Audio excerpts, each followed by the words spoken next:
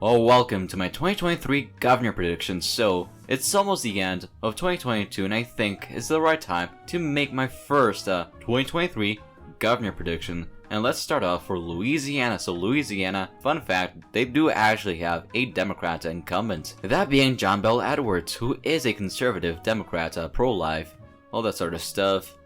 He barely won in 2019, and that was his re-election bid, which is interesting. 2015. He won there by a safe margin of 12%, sorry about that. And the main Democrat nominees in this election season are Mitch Landry, former mayor of New Orleans, and current mayor of New Orleans, LaToya Cantrell. And the reason why John Bel Edwards cannot run for a third term is because he is term limited.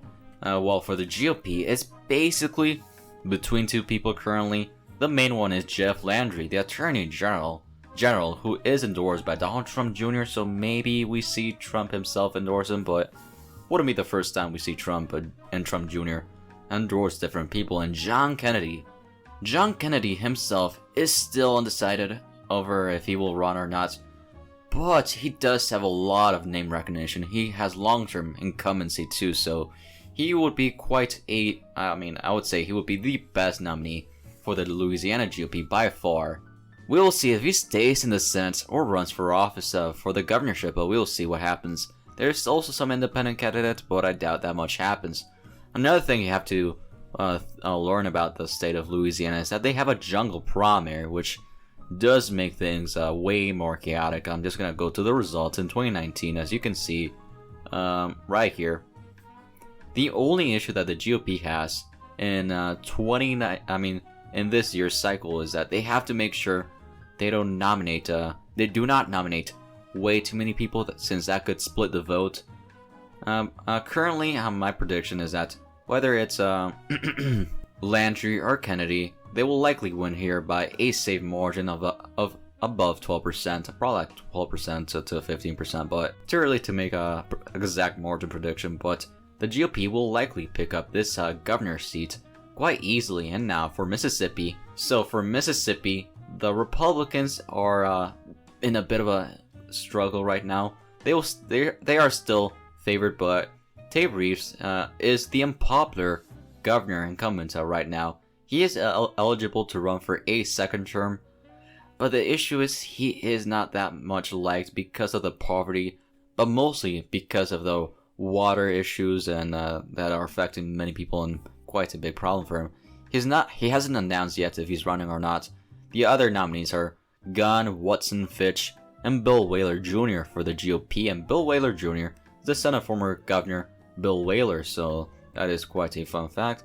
And furthermore, Bill Wheeler himself has hinted that if he's not a GOP nominee, he may run as an independent candidate, which would be amazing for the Democrats. So for the Democrats, the main nominee currently is Brandon Pressley, who, in fact, yes, he is related to Elvis Presley, which would be a good boost and probably the best chance that the Democrats have in any southern state, especially Mississippi. So if things go well for the Democrats, you will see Bill Wheeler Jr. run third party, and then Pressley becomes the governor. But that would be a funny timeline, but we're thinking too much ahead of ourselves. And my prediction for Mississippi is that I still see the Republicans winning here.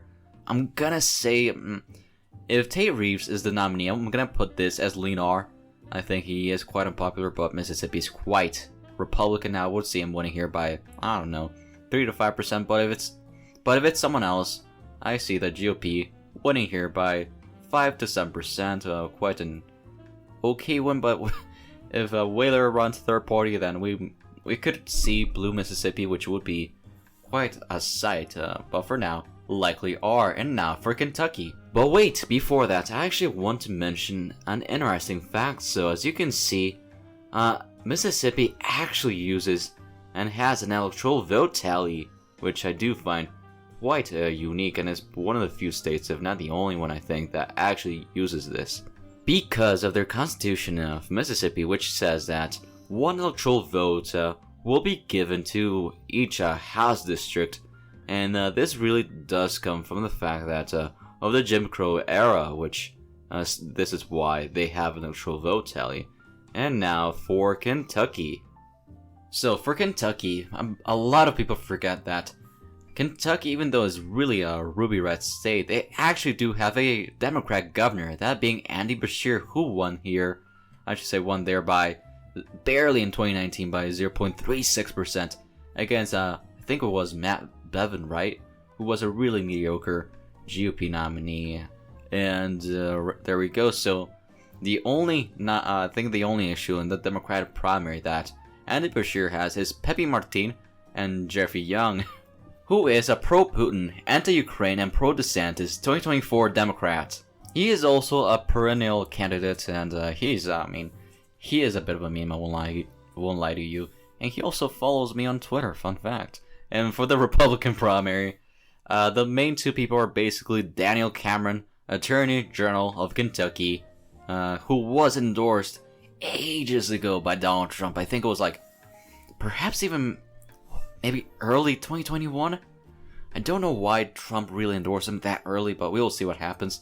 And the other main nominee is Papa John. So Papa John right here, he is thinking of running, and he is heavily thinking of that too. So he may want to become the next governor of Kentucky. So the only issue for Papa John is getting the Trump endorsement, but I'm pretty sure Papa John could make a deal with Donald Trump in some way or form. And it wouldn't be the first time we see Donald Trump unendorse someone and then endorse someone else. So yeah, I mean, that's for the polling in the GOP. No Papa John here, but Daniel Cameron is running away with it. So, and there's small independent candidates right there. Right here, you can see the 2019 results. There are many things that are helping Andy Beshear. Not only does he have the incumbency advantage, which will help him quite a lot, he also is quite popular, so that's another advantage for him.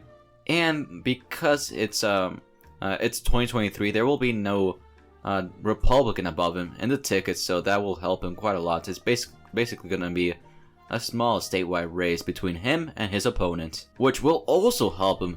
And it depends on who the GOP nominee is, because if it's Papa John, I will say this will be a likely D Kentucky, and I should say likely D Democrat win in Kentucky.